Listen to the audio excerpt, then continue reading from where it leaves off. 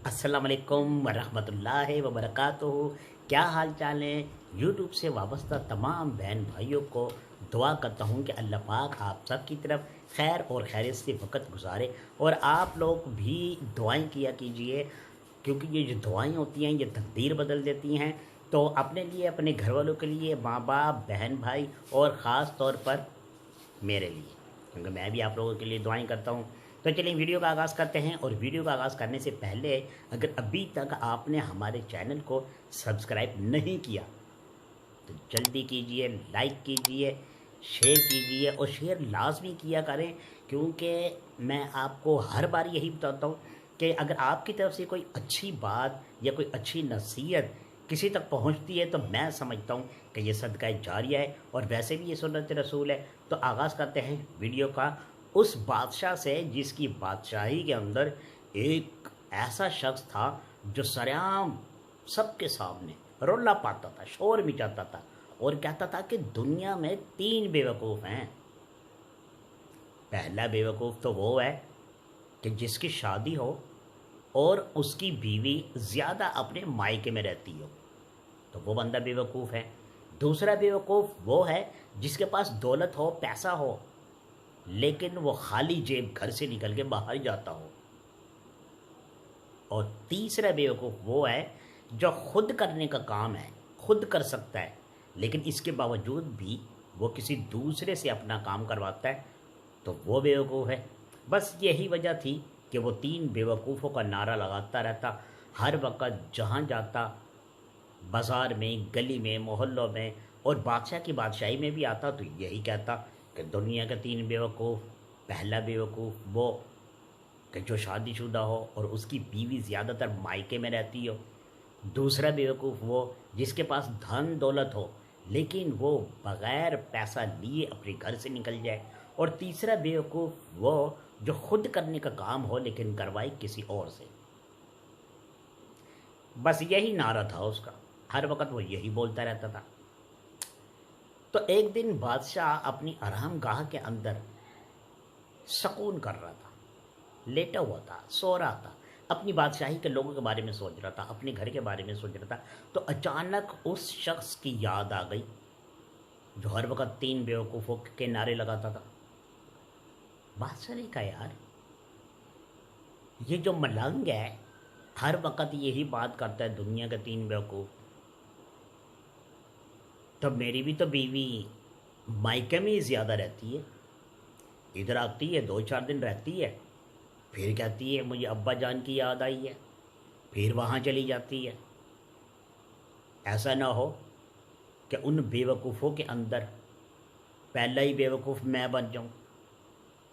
उसने ये सोचा और बस सोच कर कहने लगा, बस मैं सुबह जा रहा हूँ, अपनी मलका को लेकर आऊँगा। अब सुबह हुई, फैसला हुआ, नाश्ता किया, वज़ीर से कहा, वज़ीर तैयार हो जाओ, हम लोगों ने जाना है मलका को लेने के लिए। अब इस बादशाह की बादशाही और जहाँ पर इसकी बीवी गई हुई थी, मतलब कि इसके ससुराल वालों की बादशाही, इन दोनों बादशाही के बीच में सिर्फ एक जंगल था। जैसे अक्सर आपने देखा होगा ना कि दो शहरों के दरमियान में कोई नदी होती है, कोई दरिया बह रहा होता है। इस तरह इन दो बादशाहियों के बीच में एक जंगल था। जंगल इधर ख़त्म होता तो इस बादशाह की बादशाही शुरू हो जाती, और जंगल उधर ख़त्म होता तो इसके ससुराल वालों की बादशाही शुरू हो जाती, मतलब कि इसके ससुर की। तो जब बादशाह निकलने लगा, वज़ीर से कहा कुछ पैसे रख लो। वज़ीर ने कहा, पैसे? बादशाह सलामत, पैसों की क्या ज़रूरत है, यहाँ हमारी बादशाही है। जंगल ख़त्म होगा तो तुम्हारे ससुराल वालों की बादशाही है। अब जंगल में हमें किस बात के पैसे की ज़रूरत पड़नी है। बादशाह ने कहा, नहीं जाना, नहीं जाना, कैंसर, डिलीट कर दिया। अंदर गया, तकिए के अंदर बहुत सारा रुपया भर लिया, तकिए के अंदर बहुत सारी दौलत उसने डाल दी, तकिए का मुंह बंद कर दिया, बिस्तर गोल किया, तकिया बीच में रखा, सामान बांधा और कहने लगा कि वज़ीर, इस बादशाही का तुमने ख्याल रखना है, हम अपनी मलका को लेने के लिए जा रहे हैं। उन्होंने कहा लेकिन बादशाह, ना कोई ग़ुलाम, ना मैं वज़ीर, आप अकेले? उन्होंने बोला जी मैं अकेले ही जाऊंगा इस दफ़ा।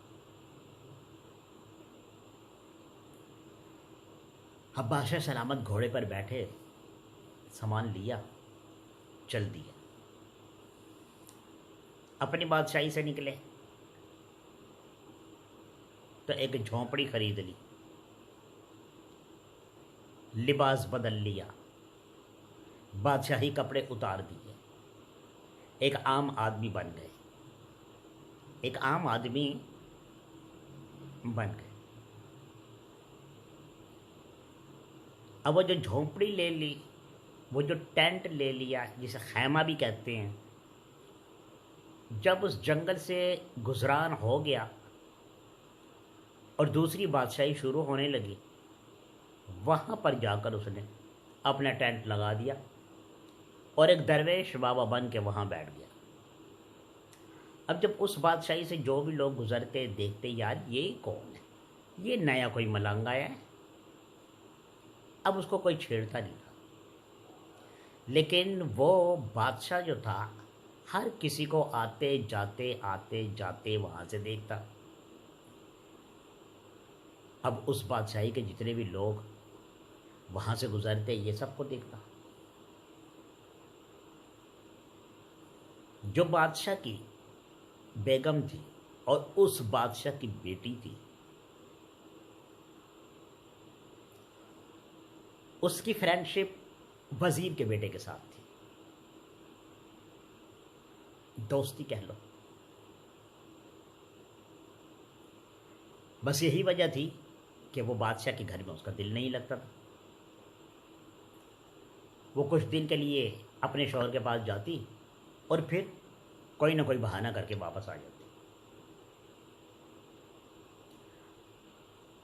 तो बादशाह सलामत ने अपनी बेगम को, अपनी मलका को एक 9 लखा हार बनाकर अपने हाथों से पहनाया और कहने लगा कि बेगम, ये 9 लखा हार जो मैंने बनाया है तुम्हारे सामने, इसको सीख लो, ताकि कल को अगर ये टूट जाए तो तुम इसको दोबारा बना सको।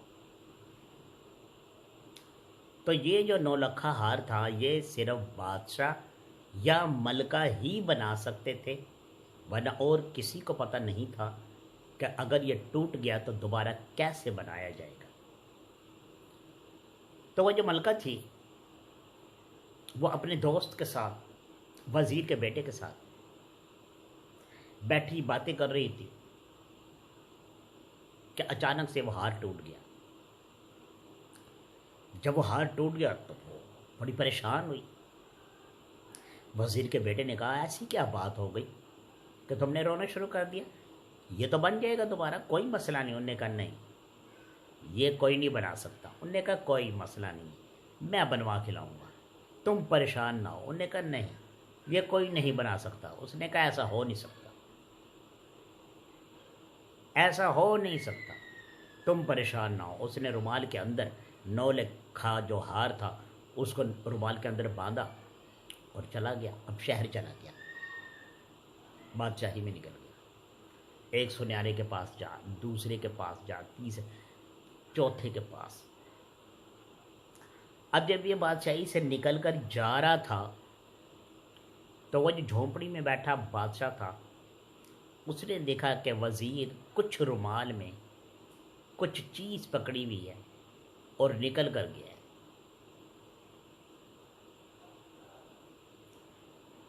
अब सुबह से दोपहर, दोपहर से शाम हो गई। बड़ा मायूस, बड़ा उदास होकर वो दोबारा वहाँ से गुजरा।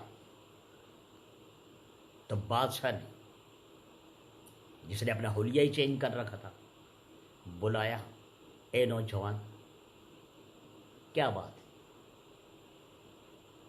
बड़े परेशान जा रहे हो। जब सुबह यहां से गुजरे हो तो चेहरा कुछ और था, अभी यहां से गुजरे हो तो हालात कुछ और हैं तुम्हारे।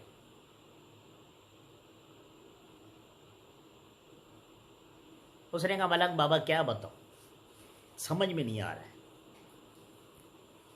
बोले बताओ तो सही क्या हुआ। उसने कहा एक हार है जो टूट गया है, लेकिन हमारी इस बादशाही का कोई भी सुनहरा बड़े से बड़ा वो इस हार को बना नहीं पा रहा है। बादशाह ने कहा ऐसा कौन सा हार है, मुझे भी तो दिखाओ, हो सकता है मैं बना दूं। तो वजीर का बेटा हंसने लगा। उन्होंने कहा वाह, जो बड़े बड़े सुनहरे नहीं बना सके, हुनरमंद उस्ताद नहीं बना सके, तुम एक दरवेश फकीर तुम बनाओगे। उन्होंने कहा हाँ कुछ भी हो सकता है, आप एक बार मुझे तो दिखाएं।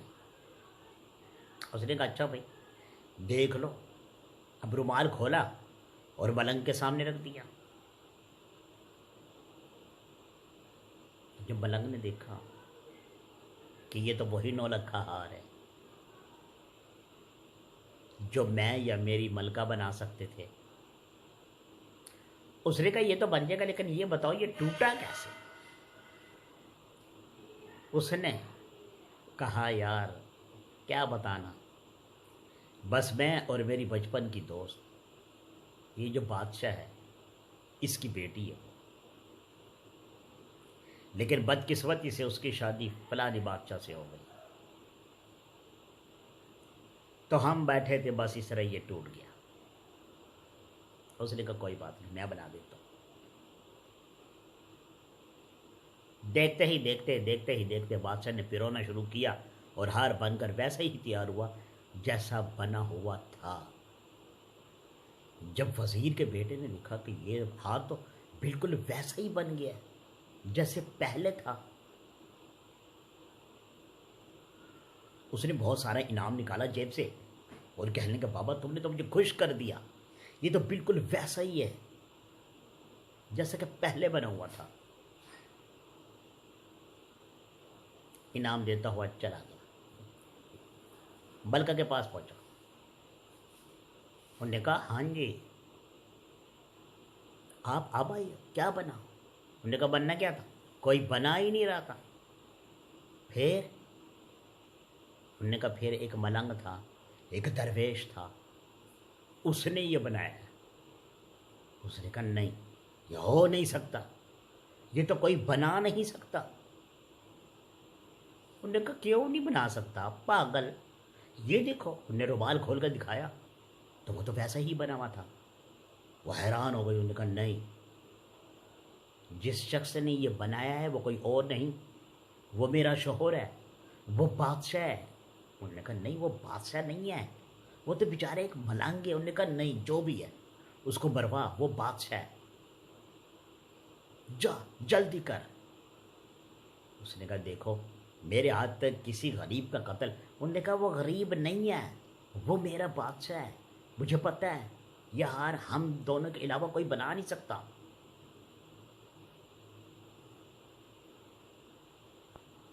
वजीर का बेटा बड़ा परेशान हुआ। उसने कहा अच्छा चलो ठीक है। उन्होंने कहा ठीक है नहीं, अब जब मेरे पास आना जब तुम उसको मरवा दो, वरना मेरे पास मत आना। हाँ ये मोहब्बत भी इंसान से क्या कुछ करवाती है। चलें अब पार्ट 2 में मिलते हैं, दूसरी किस्त में आप लोगों से मेरी मुलाकात होगी। दूसरी वीडियो तक इंतज़ार कीजिए और मुझे बताना कि ये वीडियो आपको कैसी लगी, ताकि मैं आप लोगों के लिए अच्छी से अच्छी वीडियो बनाता रहूँ। जब तक के लिए खुदा हाफिज़।